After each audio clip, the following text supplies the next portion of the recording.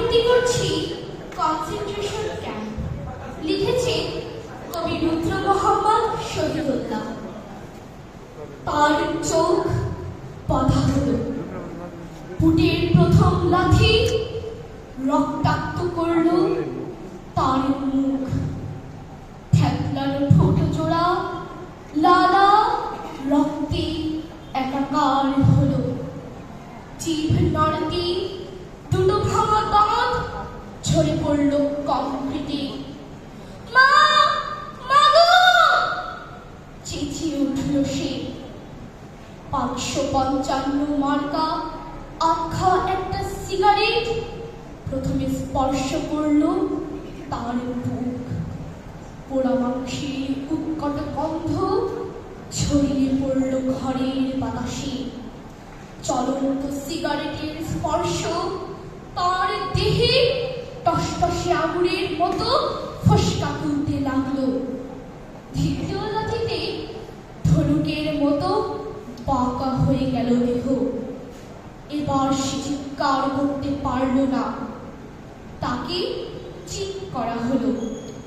পেটের উপর উঠে এলো 2 জোড়া বুট, কালো ও খরগোশ।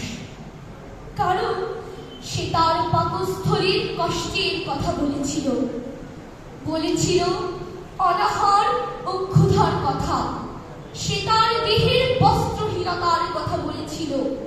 বুঝি সেই কারণে ফারফার করে টেনে ছিঁড়ে নেওয়া হলো তার শার্ট, প্যান্ট খোলা হলো। সে এখন বিবস্ত্র, বিভৎস। তার 2 হাত মুষ্টিবদ্ধ, যে হাত মিছিলে পতাকার মতো উড়েছে সক্রোধে, যে হাতে সে পোস্টার সেরেছে, বিলিয়েছে লিফলেট, লোহার হাতুড়ি দিয়ে সেই হাত ভাঙা হলো।